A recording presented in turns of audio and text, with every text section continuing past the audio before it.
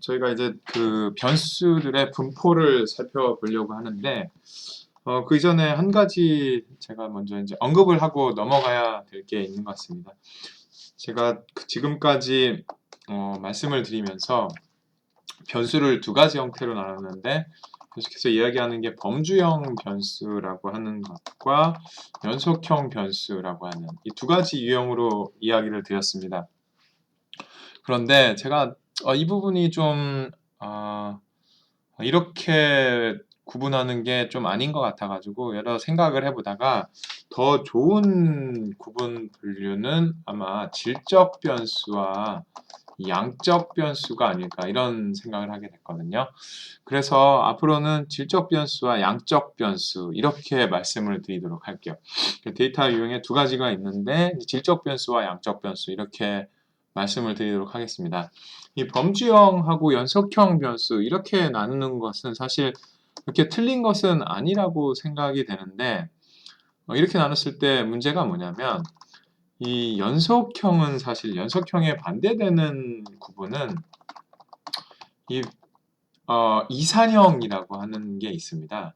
디스크릿하다는 거죠. 컨티뉴어스와 디스크릿 이라고 하는 구분이 있어서 근데 이 디스크릿은 이 범주형처럼 다룰 수 있는 그런 변수, 그런 유형으로 사용될 수 있는 변수들이 있을 수 있거든요.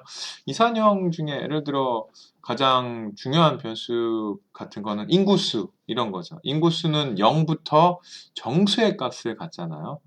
물론 이런 변수를 연속형으로 취급하게 돼요, 나중에는. 그런데 그건 엄밀히 말하면 이제 이산형 변수인 거고, 그렇기 때문에 연속형하고 좀 다른 거죠.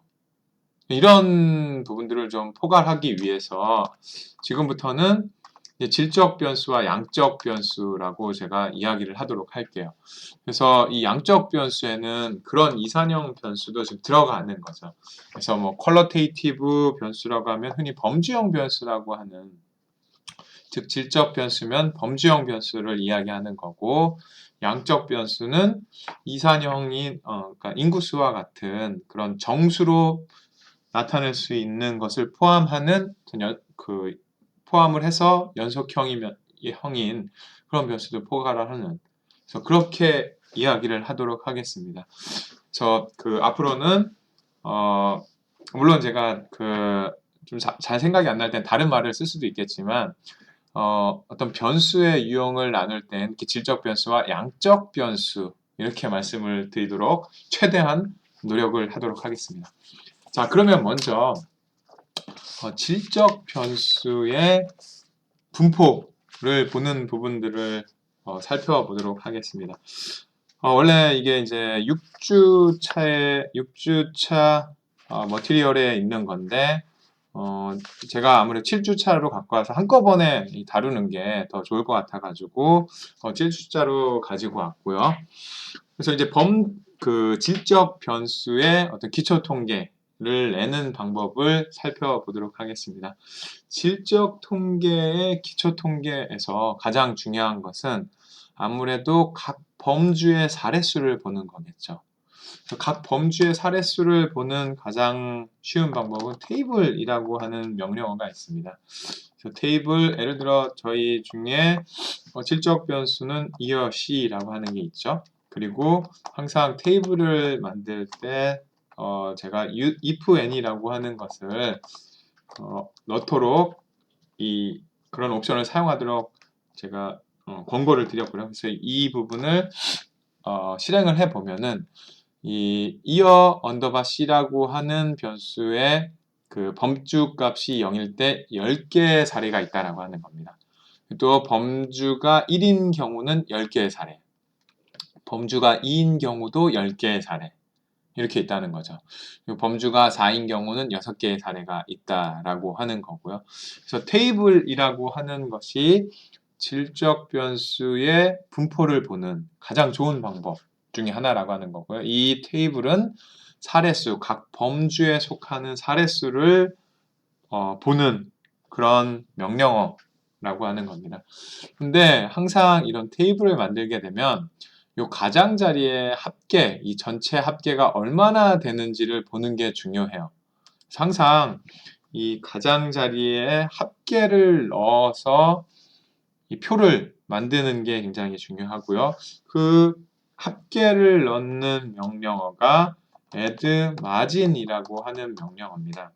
저 그냥 제가 막 쓰기가 귀찮으니까 이 명령어를 이미 쓴 게 있어서 카피를 해서 페이스트를 하겠습니다.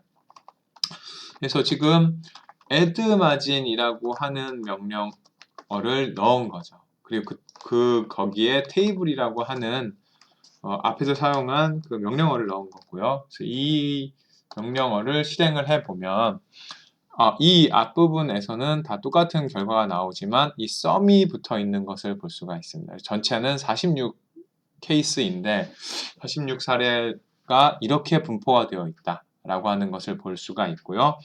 이게 왜 마진이냐면은 보시는 것처럼 가장자리에 위치를 하게 됩니다. 그래서 합계라고 하는 것은 항상 가장자리에서 쓰게 돼 있거든요. 그래서 그런 것을 흔히 가장자리 분포, marginal distribution이라고 합니다. 그래서 여기서도 명령어가 add margin이라고 되어 있습니다. 가장자리에 있기 때문에 그걸 가장자리 분포라고 한다는 거죠. 그런데 그냥 이렇게 사실 전체 사례수를 보는 것보다는 우리가 더 많이 보는 것 중에 하나는 물론 사례수에 더해 여기 비율을 보는 거예요. 각 범주가 얼마나 많은 비율을 가지고 있는지 전체에서. 그러면 어떤 사례가 많고 어떤 사례가 적은지 금방 알 수 있겠죠. 그래서 비율을 보고 싶다면은 이 동일하게 이 앞부분에다가 테이블 앞부분에다가 프롭 테이블이라고 쓰시면 됩니다. 프로포션을 보는 거잖아요. 그래서 프롭 테이블이라고 하는 명령어를 이렇게 넣어 보면은 그다음에 일단 결과 어떻게 나오는지 보기 위해서 실행을 해 보겠습니다. 그래서 이 부분을 실행을 해 보시면 프로포션이 나와요. 그래서 이 전체는 모든 걸 더했을 때는 1이라고 하는 그런 부분이 나오는 거고 이게 0.217 두 번째 것도 0.217, 217, 217 네 번째 범주가 0.130 이렇게 나오는 거죠. 그래서 이 프롭 테이블이라고 하는 명령어는 말 그대로 비율, 각 범주의 비율을 보여주는 겁니다. 전체를 1로 봤을 때 각 범주의 비율을 보는 그런 방법이 이 프롭 테이블이라고 하는 거죠. 만약에 여러분들이 사실은 이 프로포션보다는 저희 백분율을 더 많이 봅니다. 그죠? 백분율을 더 많이 보는데 그럼 백분율을 보기 위한 명령어는 뭘까요? 여기 이 표에다가 그냥 100을 곱하면 되겠죠? 그래서 100을 곱하면 여러분들이 볼 수 있는 것처럼 이렇게 백분율로 나오게 됩니다.